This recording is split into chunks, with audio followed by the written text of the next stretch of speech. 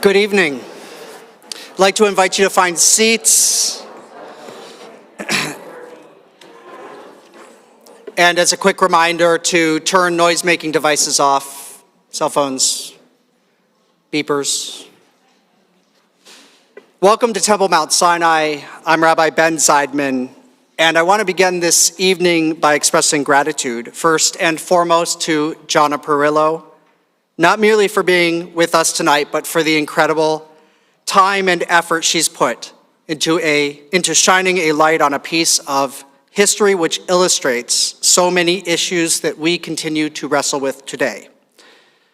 Primarily, I was so moved by the opportunity to host this talk here at Temple because as a Jew, I feel the importance of confronting imperfections and challenges in history, not because they might define us, but to empower us to take part in our shared responsibility of learning from the past, applying the lessons to today, and joining together to bring us closer to the world we know is possible for our children. Secondly, I want to express gratitude to Jamie Flores, the Executive Director of the El Paso Holocaust Museum and Study Center, to her staff and to their leadership who are doing precisely that work day in and day out. And I want to remind all of you to please be sure to check out their website and to grab materials about the museum, which are in the lobby following our evening together, and to plan a visit to the museum in the near future. Third, I want to thank the few people who really were at the beginning of making this happen, Professor Rosa Alcala. Thank you. You first mentioned the book, which was then forthcoming and connected us all to one another. And when we did connect, I learned that at precisely the same time Bill Clark had shared news about Dr. Perillo's book with Sherry Schwartz, ensuring the entire thing came full circle and we were be able to be here together today. So thank you also to all of you. Thank you to Bill and Mary Anna Clark at Literarity for your support, your guidance in organizing this event, and your infectious love for books and authors. Those who do not yet have a copy, we invite you to purchase one in the lobby. You might even want to get it signed immediately following the talk. The thank yous would continue throughout the evening, and we'd never get to the talk, so suffice it to say thank you to one and to all. And a reminder that while the pandemic situation seems a bit more positive in recent weeks, masks are always welcome. Please feel free to spread out in this space. This is our large sanctuary, and we invite you to make use of it in the fullness of the space that it is. Our time is limited, so I'll forego other formalities, turning now to my core responsibility, which is introducing this evening's guest, Dr. Jonna Perillo. Jonna Perillo has been an education historian and a professor of English education at the University of Texas of El Paso since 2005. Her scholarship focuses on the history of schools and citizenship, both in the sense of how schools define and translate citizenship values and how they enfranchise or disenfranchise students and teachers.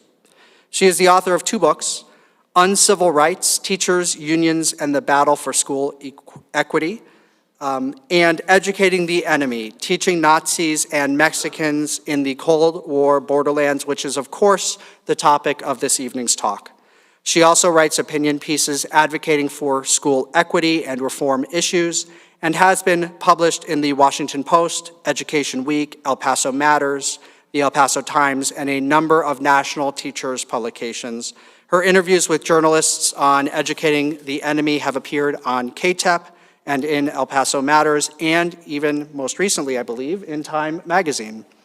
She is grateful to the many El Pasoans who shared their stories and skills in helping her to write this story, all of whom are named individually in the book. An opportunity for questions will follow the talk. To allow for as many questions as possible, not just my own, we ask that you write them down on the note cards that you may have been given, and we have extra. If you think of a question from something you hear, just raise your hand. We'll come around with a card and a pencil. We'll gather them as you wish to give them to us and prepare them to be able to ask your questions of the professor Dr. Perillo, thank you again so much for being with us this evening, and I turn the microphone finally over to you.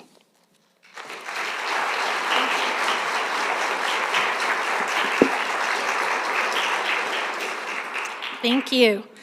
Thanks so much to everyone for coming out tonight. Let me pull out my notes. It's so wonderful to be starting here, launching the book in this space, and to be launching it with all of you. I also want to start with a few thank yous, starting with Rabbi Ben Zeidman, Jamie Flores of the Holocaust Museum, and also the Sirkin Alcala family, Rosa, Jeff, and Raquel, who, as Rabbi Ben said, got this whole ball rolling. Wendell Phillips was the rabbi of this congregation in 1946, the year that my book begins. And he was a protege of Rabbi Stephen Wise, who was a really important figure in Reform Judaism, and spent the last 3 years of his life protesting Operation Paperclip. I saw the letters that he wrote to the War Department and to military officials, myself in the National Archives. And so I like to think that in meeting here tonight, we are paying honor in some way to that dissidence and to his unwillingness to look the other way. I'd also like to thank my good friend, Bill Clark. I don't know if any of you are familiar with the food writer, New York Times food writer, Melissa Clark, no relation, but whose entire stash of new cookbooks sank into the Atlantic Ocean last month en route to the United States. Getting Educating the Enemy to El Paso was slightly less complicated, not a whole lot less complicated. It took all of Bill's talent and skill and dedication, and I'm so grateful to him and to Literary Books for making this possible. Is Lisa Grant here? Hi, Lisa, there you are.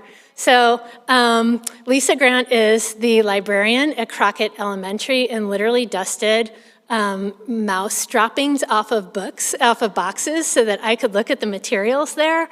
I think I used 17 archives all told to write this book, but my fondest memory is the day that I did research at Crockett Elementary, reading the school newspaper from 1940 while Lisa led story time in the background. And so props for school librarians, and especially for Lisa. I'm so pleased to be able to thank you in person in this way. And then just finally, though I could thank so many more folks here, and I do in the book, I want to thank my family, Robert Gunn, Frances Gunn, my daughter, and Henry Gunn, sitting there with their friend Raquel, who were just an incredible support system while I was writing the book. Robert is one of 2 people in the country who read the entire manuscript before it went to publication, and he helped me to make it a better piece for sure. So, roadmap of where we're headed. I'm going to give a synopsis of what the book is about, talk a bit about what it's about, and then I'm going to talk a bit about how I came to this project and how I wrote it. And then if there's time, which I hope there will be, but I'm a little unsure, I'm going to read part of it. But I know that Bill has sold a kind of obscene number of copies, and so that's the part that certainly many of you can do yourselves. Before we start, though, I just want to make a note of key language that I use in the book and that I'm going to use tonight that might provoke questions for people and just sort of address the question before it even comes up. So I use the terms Anglo-American and white American somewhat interchangeably, same with Mexican and Mexican-American.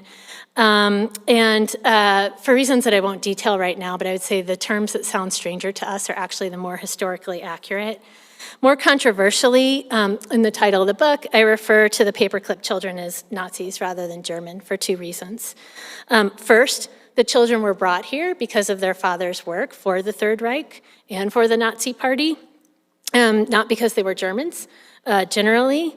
And second, I think the term better captures the white supremacist project at the heart of this story, both in terms of the US government's arrangement with potential war criminals and in terms of El Paso's public school reception of the children.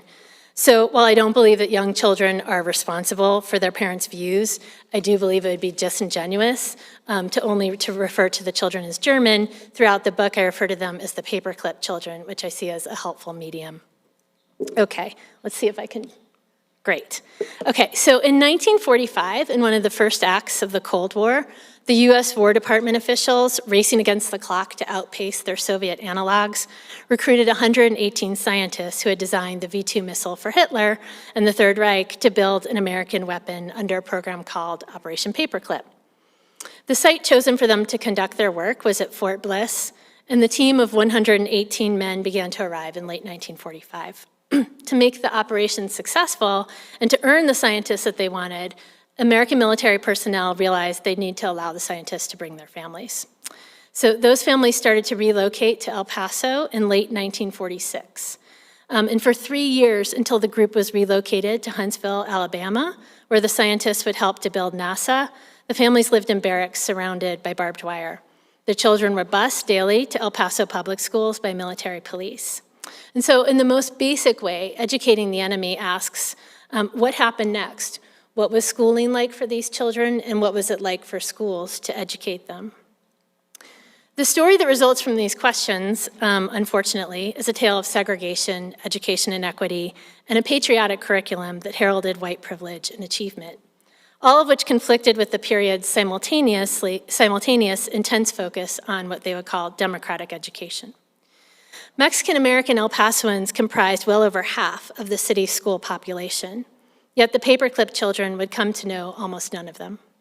These class pictures from Alamo and Crockett Elementary schools, the latter being the school to take in the greatest number of paperclip children, captures the segregationist nature of schooling in El Paso.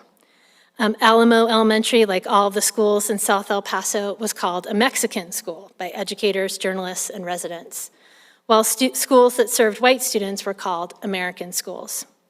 This nomenclature, which Anglos used across the Southwest, itself reveals how white Americans conceived of the relationship between schools, race, and citizenship.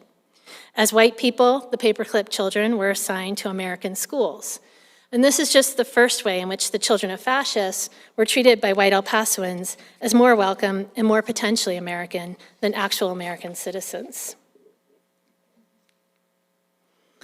At the same time, the paperclip children were exploited, to echo the term that the Army used to describe the nature of their father's work, to testify to the power of American public schooling and American democracy.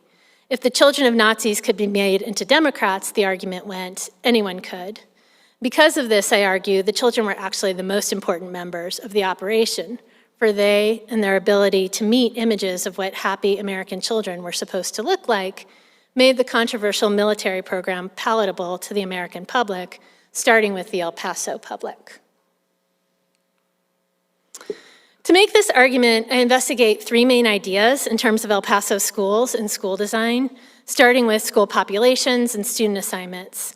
So here we're looking at a 1946 map of El Paso schools, and in the book, I chart the difference between schools on the north side of this line, which I can't really point to, and the south side.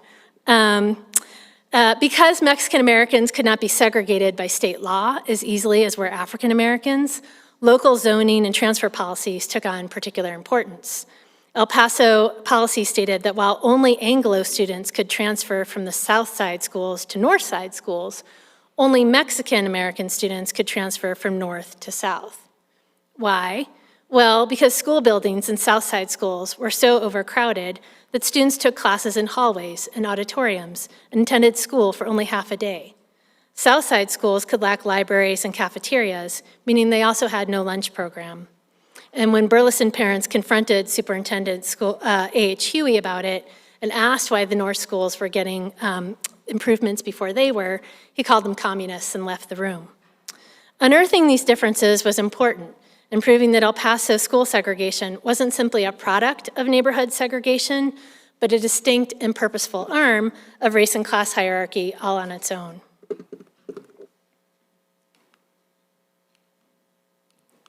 Whoops. There we go. Okay. So I show how these policies were echoed in other public spaces. So here we see a paperclip family enjoying the swimming pool at Fort Bliss. And one of my interviewees, who I can't see that now, talks about the soldiers throwing her in the air, right? Not all soldiers felt this way. African-American soldiers were only allowed to use the pool the day before it was drained.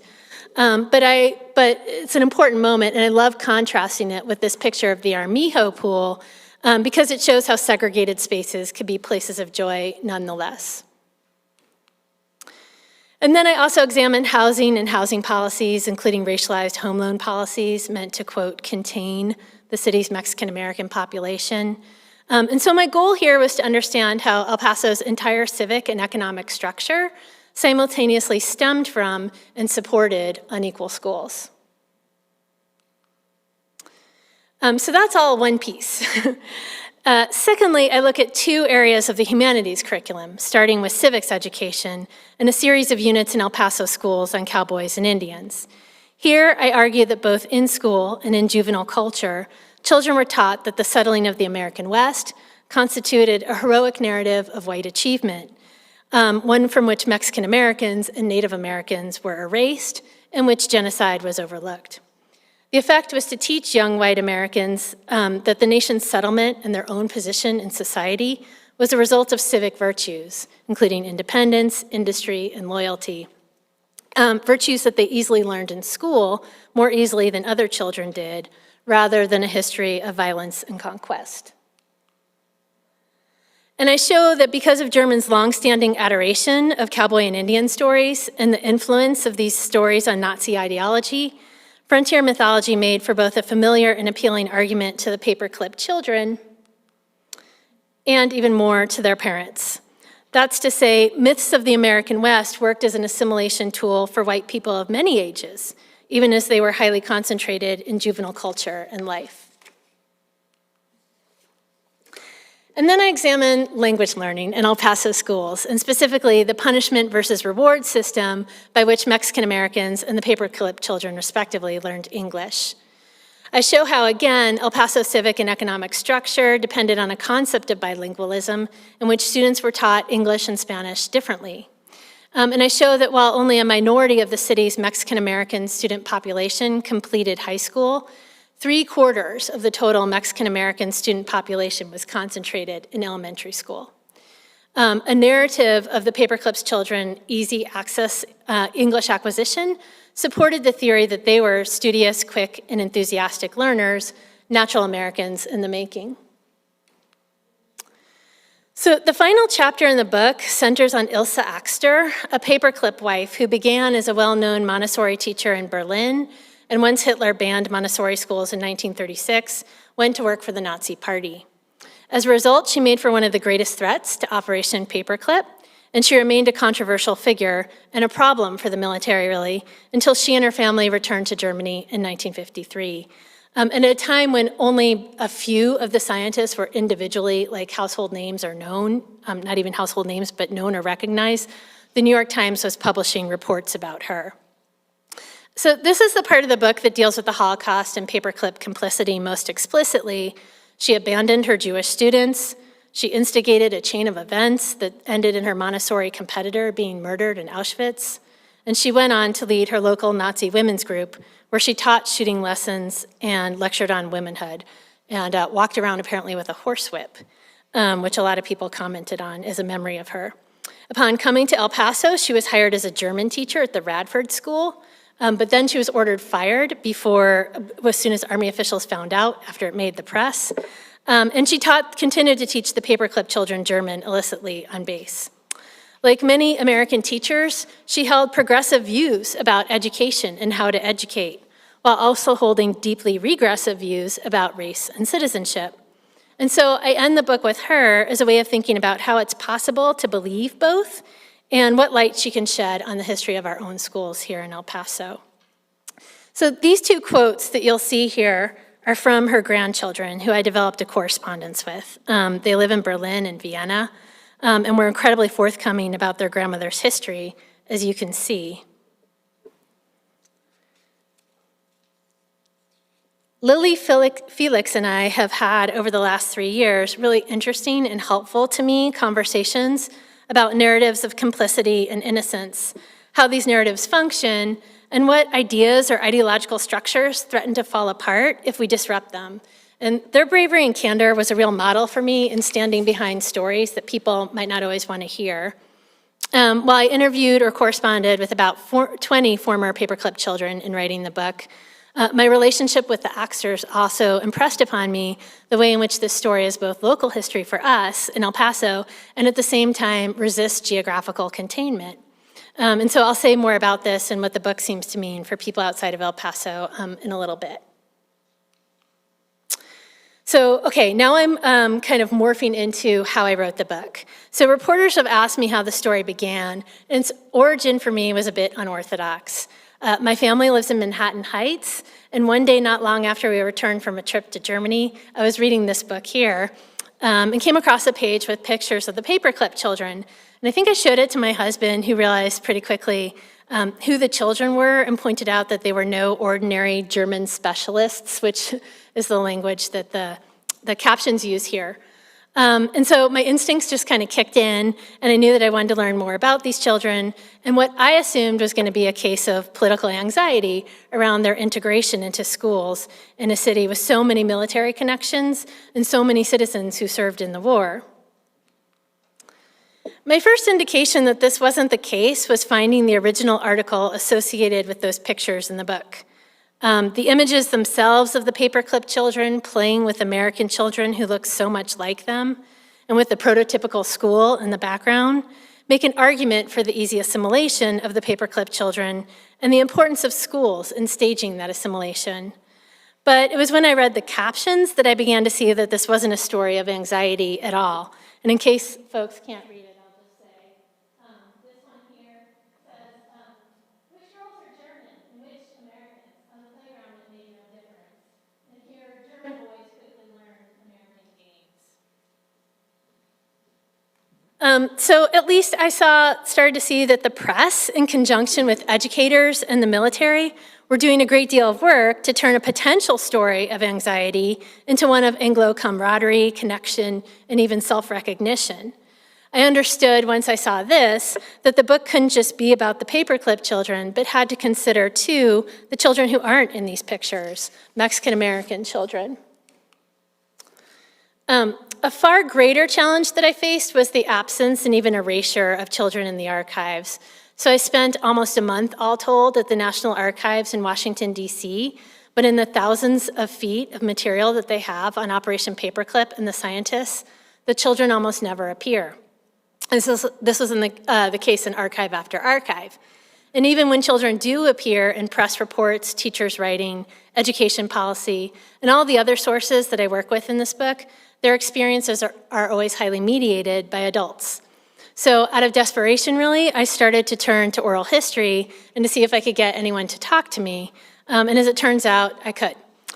So while I interviewed Mexican Americans, including Genevieve Gonzalez, who was one of the 7 Mexican American teachers working in El Paso schools at this time, I also drew on histories already conducted at the Institute for Oral History at UTEP, which is an excellent resource that's available to everyone here. But out of need, I interviewed far more paperclip children who shared with me their memories as well as photos, memorabilia, and documents that are unavailable in any archive, and in some ways, I think, surpassed anything that I would hope to find in them. And so in my inquiries, I go back and forth between what my interviews told me and what I could document in other ways. In many cases, I also had to negotiate between what my interviewees could not or would not tell me, particularly when it came to race and fascism, and what I could document in other ways. And then I had to figure out how to reconstruct a story out of materials that could feel both fortuitous in their existence, but not exactly what I thought I'd be looking for, like receipts and ship newsletters and ID cards. And so if I get to read later, I selected a passage to show you what I mean.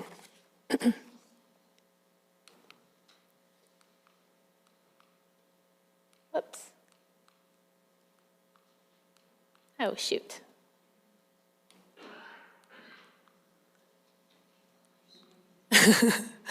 I really want to see the last slide. We can skip the next one. Okay. Get closer.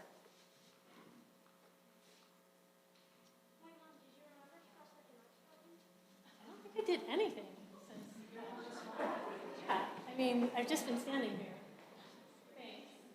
Okay, can I ask you to hang out there for just 1 second? Sorry. Okay, so there are 2 slides, actually. So this is a family who was, most of the slides that you've seen tonight have their name on them because they were just their own personal archive. So I interview a lot of people, but they supplied so many physical documents. And this is Henry Chinkle's report card from Crockett Elementary, and even more impressive, but I didn't put it up here.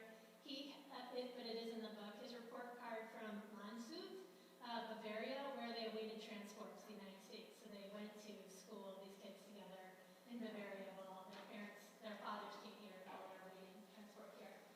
And the Chinkles were incredibly helpful, and Walter says, now we Germans, we were admired for being smart. Not all of us were, but we all, I think, almost without exception, we did well in school. At least all the friends I knew among the German students all did well. So we are branded as smart. Okay, and now just one, and then I'm done after this last slide. Great, thank you.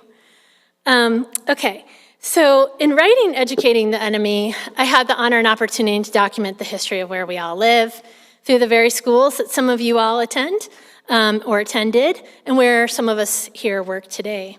And one thing I want to say to the young budding historians out there, and there are a few, is that stories are all around us, right? We just need to look and to listen. This isn't the only story of El Paso schools to tell, and I hope you all talk to people in your schools and community to hear more. But my goal in this book was to provide a deep understanding of how closely schools and social politics exist in the borderlands, but also beyond. School shapes the experience of being American for our nation's children, and what I think we can find especially difficult to wrestle with is that this experience can be different and fundamentally unequal from one group of students to the next. We often don't know what to do with this difference, and so, much like the caption in the El Paso Herald-Post suggests, as a culture, we can try hard to deny it, to treat it like a secret. But I want to juxtapose this lesson with an email that I received just within this week in response to the piece that Time Magazine ran on the book. And so I think folks can read it, but I can't, so I'm going to step over here and read it. Again, so during World War II, when one of my brothers was in the Army in Oklahoma, the USOs came to put on a show. The black soldiers were not allowed in and watched the show from the outside fence, while seated inside was a row of German war prisoners. That brother went on to fight in the war, wearing the Bronze Star and the Purple Heart. I can almost hear his voice as he bitterly described the blonde heads of the German prisoners in the front row seats. So I share this because it was a helpful reminder for me that the stories of where we live can validate experiences and shed light on events that take place beyond our city and beyond the people at the center of this book. And so I like to think of our story as giving voice to people who may never have stepped foot in El Paso, but find in our history, nevertheless, something that resonates and that honors their own experiences. There are cliches that abound about history. We often tell young people that we study history so that we don't repeat it.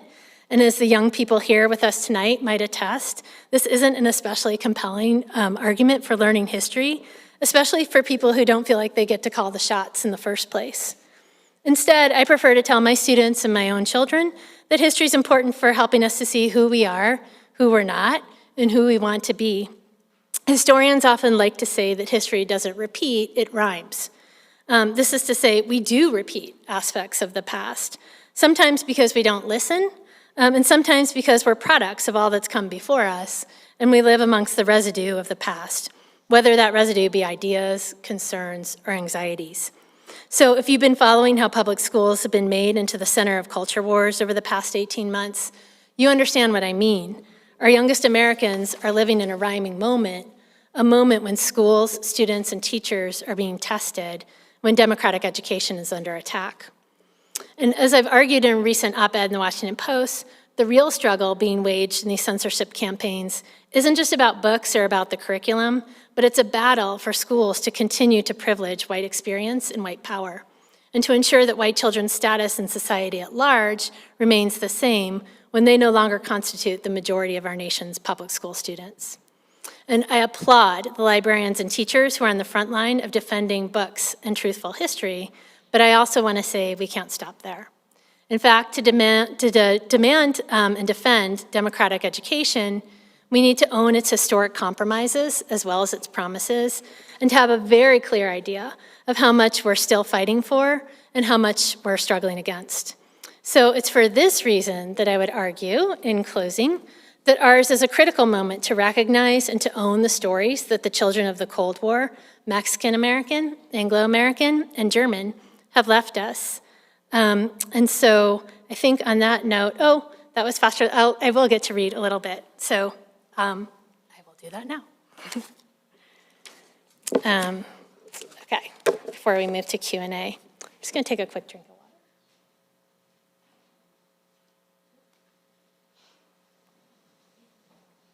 water. Okay.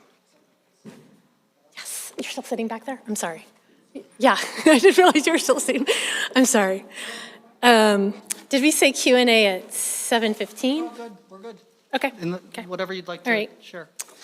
Okay. But we'll also be collecting cards. If you have any questions, just pass them to the end, lift them up, and we'll collect them throughout. So, I don't know. I had a hard time figuring out what stands alone. I think I'm going to read from the beginning of the first chapter, in part because it gets at what I was saying about having to work with these kinds of obscure documents and documents that sometimes when people shared them with me, I wasn't entirely sure what to do with, and had to figure out a way to weave them into a story. So this is from the beginning of a chapter called The Fight for Civilization that is really mostly about the scientists who were vetted before they came here. They were interviewed by the FBI and by War Department and Army personnel to make sure that the ardent Nazis were rooted out. Folks came over with all sorts of different relationships to the Nazi Party, people who joined in 1933 before it was compulsory, people whose family went to Argentina at the war's end if they didn't come here.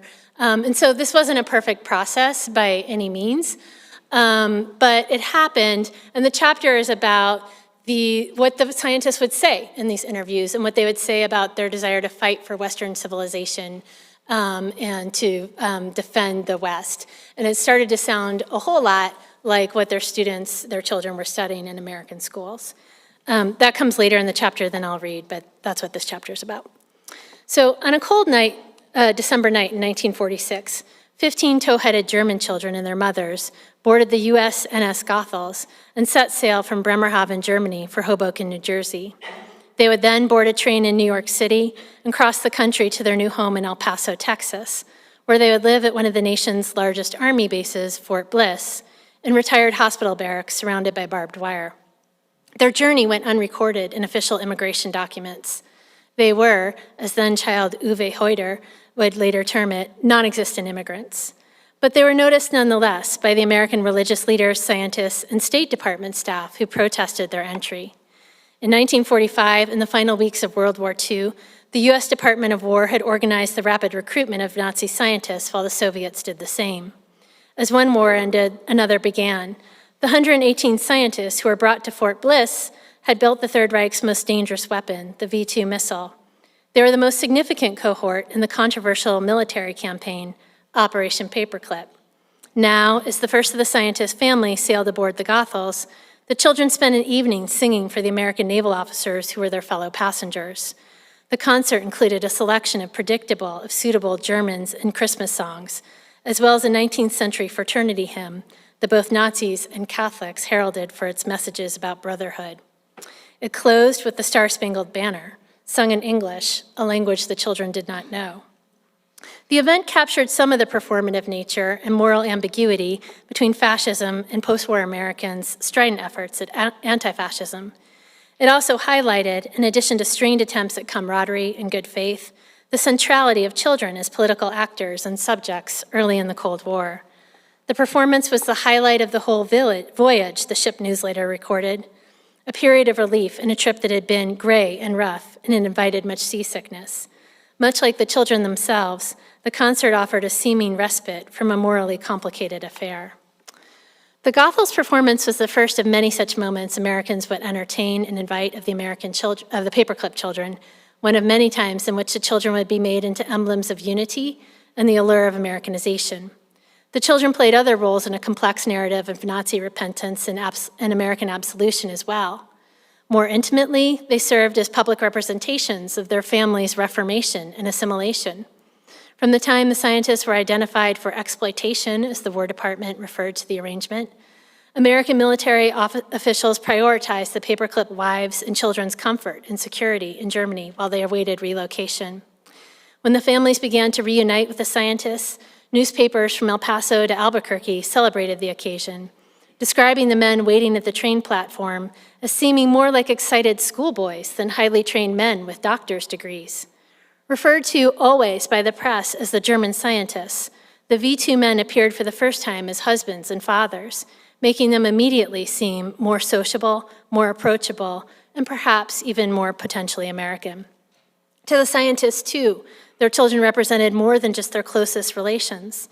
In December 1946, Time magazine reported that the scientists have been told that they may have a chance to become U.S. citizens. The fact that the U.S. is bringing their families to them seems like a kind of guarantee that that's a promise.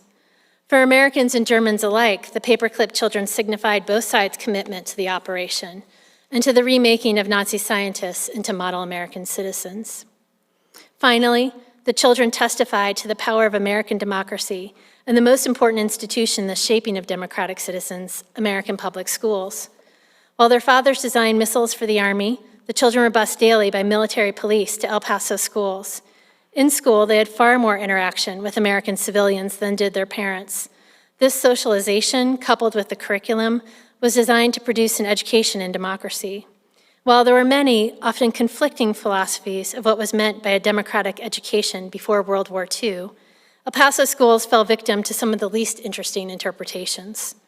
Theirs was not the kind of education for democracy promoted by the groundbreaking reading theoretician Louise Rosenblatt, who argued in 1938 for education that promoted self-reflection and liberation from the provincialism of the student's particular family, community, or even national background.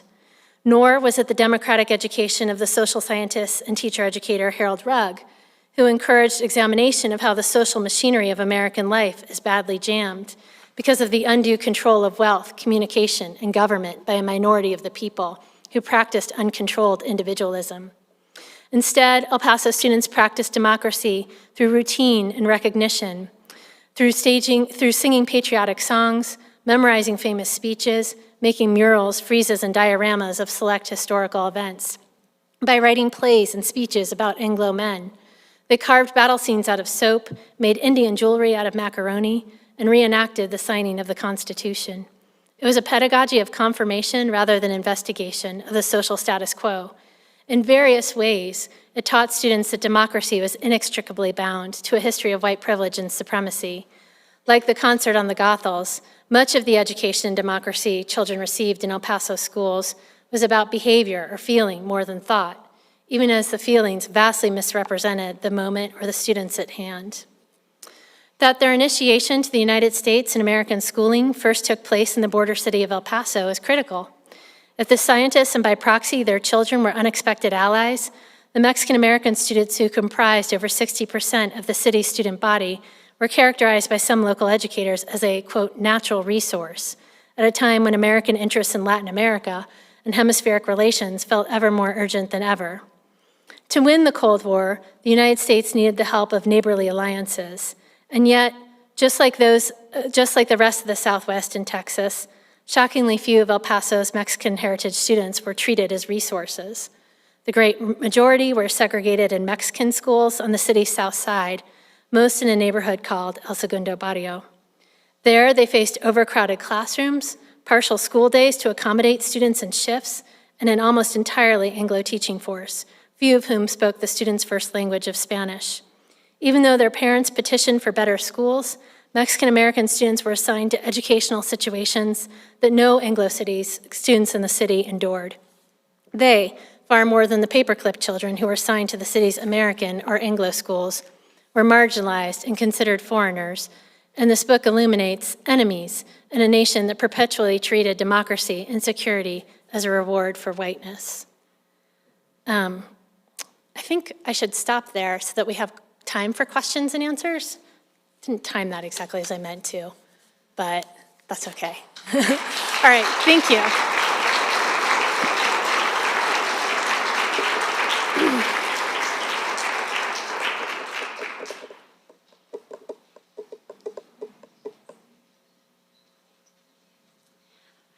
Thank you so much, Dr. Perillo. That was so fascinating. We do have some questions from you all. If you do have additional questions, please feel free to pass those cards to the center, and we will collect those and pose those questions as well. So the first one we have is, which schools did Jewish children in El Paso attend, and did you find any history about paperclip children being schooled with Jewish children? That's a great question. No, I didn't, which doesn't at all mean it didn't happen. By any means. And I'm sure they did, and I'm sure they attended American schools on the north side, along with Anglo children. But yeah, they very could have attended schools with paperclip children. Did any of the paperclip children remain in El Paso as adults, or did they return to Germany? Well, only the Axters returned to Germany, so they were all given American citizenship in 1955. And I would say if there's a cluster of them in Huntsville, a number of them actually went on to work for NASA themselves. One, and were, important scientists in and of themselves. But they're spread out all over. One family came back to El Paso, and he talked to me about his memories of going to Austin High. And he lived bizarrely 2 blocks away from where I live. So I sent him a picture of his home that he grew up in now. But by and large, and he's not here anymore. And there are no paperclip people here in El Paso anymore. Thank you. In your research, was there any evidence of anti-Semitism or pro-Nazi attitudes from the paperclip families? No. But my research was oral history, right? I mean, in terms of their involvement in Nazi Germany, yes, by association for sure. And for some of the more egregious folks, there are more particular cases, like Ilsa Axter, who was competing with a Jewish woman to run the Montessori movement in Berlin, and basically took her out of the Montessori movement and made her vulnerable. And that was the woman who was killed in Auschwitz. But here in the United States, no. And I would just say, like, this is the tricky thing about oral history, right? And about getting people to talk to, ostensibly, for most of them, I was a stranger. I became, there were certain people like the Chinkles and a few others who I talked to many, many times. But many of these people I talked to once or twice, right? And it's difficult to get people talking. But the other thing that we know about Nazism, post-Nazism movements, both here and in Germany, is that there were a lot of silences, right, in general. So, I mean, I did also sometimes take people at their word when they said their family never talked about it. That I think that was very likely true. This was a chance for rebirth for many people. Thank you. Did you find in your research that the children were at all aware of segregation within the schools? Yes, I did. Well, no, I wouldn't say they put it that way. I would say that a number of people were sure to tell me that they knew that El Pasoans didn't treat Mexican Americans well. And sometimes that was from firsthand experiences. Sometimes there's a case in the book of, so Mexican children were allowed to pay to attend school in El Paso. And so there were some wealthy Mexican children who attended Crockett, right, more than Mexican-American children. They had recollections of some of those students, and they had recollections from particularly their mothers, who were most likely to be sort of integrated into El Paso society, to go to the PTA, to go to churches, that kind of thing, to get their hair done off base. They remember hearing stories of segregation through that. But, most kids aren't aware of what they don't know, right, or what they aren't experiencing. So I don't know that as children, they would have been able to articulate to themselves, I'm going to segregated schools, necessarily, particularly when they were so cut off from so many other El Pasoans. Thank you. What was one of the most startling stories or startling pieces of information that you came across in your research? The first three paragraphs of chapter 2. I hear about them from everyone who's read the book. It's a story of Regine Werdeman. I don't know whether I should retell it and blow it. It's a story about race. It's a story that, that the person told me, I think, that I received that story a little bit differently in the spirit in which she told it, I will say. So I wanted to be cautious with it and not make her embarrassed or ashamed or to weaponize it against her, because most people, in fact, wouldn't talk about race at all. But that is the most shocking, that is, to me, the most shocking part of the book and the one that I hear about the most. Ilse Axter's entire chapter is pretty shocking. Even those of us who know a lot about the Holocaust and have studied it, to see it from a woman's point of view, an active woman's point of view, and to see this woman who had a real desire for leadership, and if it wasn't going to happen with Montessori and education, it could happen with Nazism, was a lot to figure out. I spent years writing that chapter. It took a lot. It took a lot to figure her out for me. And so jumping off of that question about Ilse Axter, so she continued to teach the paperclip children in German. Who oversaw what she was teaching these children, or was she trusted, a trusted pedagogue? Trusted by the parents? I think she had a very high reputation as a teacher from her work in Germany. And in fact, the military liaison, Lois Godfrey, who kind of was the go-between between the children and El Paso, said she's a genius. Like, she is a genius with children. No one really liked her as far as adults, and actually the Chinkles didn't really like her either. They took German classes with her. She was an incredibly unlikable person. Even as I think there were moments when her gender worked against her, right? And there were things that men got away with that she couldn't, and there were things that people didn't like about her because she was a woman. But she taught the students German because these parents wanted their, this was a rupture for them and their families, and the rest of their families were still in Germany. They wanted to make sure that their children stayed fluent, and for many of them, academic. They didn't really know in 1946 what was in their future. So there wasn't a lot of oversight. Like I said, it was illicit. It was happening in the barracks. People didn't fully realize what was going on. By people, I mean American people. German parents did. And yeah, that's what I can say about that, I think. Interesting. And did you also interview Mexican-American children who had interacted with the paperclip children or paperclip families? Not that interacted with them, because they're very hard to find. So the other thing I just want to say is these paperclip children were bused to school and they were bused back. And they were their social network. Even, their freedoms changed radically over the 3 years that they lived here. But going to birthday parties wasn't an option for them at first, and those kinds of things. And so their friends were these other German children for, reasons of convenience, for all sorts of cultural reasons that we can imagine. That, one of the women, former children, describes it as like coming to the United States and it being like a Technicolor experience for her. Her aunt had been hit by shrapnel while she was carrying this woman across a field, and her aunt died carrying her. So some of these children did experience trauma, and then they left their home. So they were highly dependent on each other, and they really didn't have a chance to know Mexican-American children.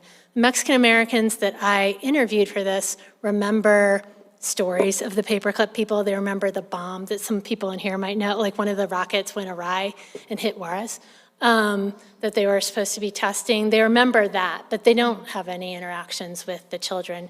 And people also remembered the German prisoners of war who were housed here at Fort Bliss as well. And remember thinking that the Germans were a lot more handsome than the Italians. They would talk about that quite openly. And the military, and the people who were dependent on POW labor, the pecan orchards, they were leased out to farmers found the Germans to be far better workers than the Italians and said, send us more Germans, please. Fascinating. That's all so interesting. Are you surprised at the national interest that this story, that your book has gotten so far? Yeah, not because of the story, but just because I wrote it a little bit. Yeah, but I had some inclinations, just like, within my extended family, that this is a story that is different than sort of other education history, not more important, but just has a more popular hook. And you had addressed this already a little bit, but it's I'd like to bring this question to close. How do you see today's use of censorship, conspiracy theories, and the struggle over how to teach and what to teach affect both Jewish and Chicano or Mexican Americans in academia and society? And what do we do to combat it? I mean, I think it's a white power movement, as I said in the talk. I don't actually think it's only about the curriculum. It started with the 1619 Project, which many of us in here may be familiar with. It started with how we tell history. And it started with the idea that there are histories out there, that there are no heroes, right? And that's not to say that we can't find heroes in the slavery and abolitionist movement, but that's not the 1619 Project's point. It's not their objective or their aim. And so it's about, what kinds of stories about ourselves are we willing to hear and to receive? And if we receive them, then we have to act upon them, right? And I think the thought of acting upon them for the people who are running these censorship movements is, for whatever reason, terrifying. And so if we look at where these cases are cropping up, where they're most powerful, almost half the states have legislation at this point. But the real, like here in Texas, the sort of hot button schools have been places where there are African-American principals or where there are formerly white suburbs that are turning less white, right? And so I think this is very much about real people and who is going to school and what white Americans have taken for granted and want to continue to take for granted as far as their own children's social status and future. So that's what I think it's about, and that's why we have to do everything we can to protest it. All right, thank you so much. Thank you.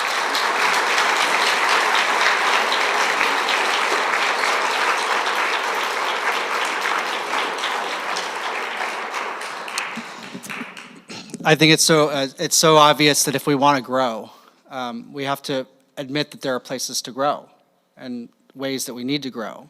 And if we feel like we have nothing to do and nowhere to grow, then you won't grow. You'll just be stuck. So really appreciate the way that you've begun a conversation and allowed us to peek into an important part of history that might help to elevate these important conversations that are so relevant today and tomorrow, as we think of ways to continue to engage with our own human imperfection and continue to grow. And really just, again, applaud you for the incredible work that you're doing by researching this and sharing it out into the community. I want to also thank everybody who made this evening possible. It's an ongoing conversation. I encourage you to read the book. It is wonderful, and there are copies of it just outside. So I invite you, as you exit the room, to be sure to look to your right, where you can obtain your own copy of the book. Some of them are signed, and you can have a copy signed and personalized as well. I want to thank the leadership and staff here at Temple Mount Sinai, the El Paso Holocaust Museum and Study Center. Of course, thank you, Literarity, for making the books, presence of the books possible. Thank you, Dr. Perillo, for sharing your wisdom and your experience and your knowledge with us. Just a little bit of it, based on how much is in the book. Well, I don't know, I have some Thank you. students in the room. They might tell you it's most of it. Oh, okay, fair enough. Also, so as you make your way out of the room, just want to just ask for your patience and to allow Dr. Perillo to leave the room so that she can get out in front of us and find a seat and get comfortable as people bombard her with requests for signatures. And then also, as you leave the main doors, exiting from the parking lot to the right is the exit ramp down out of the building rather than the way you came in to avoid other terrible issues. Again, thank you everyone so much for spending your evening learning on such an important topic. Thank you. Thank you.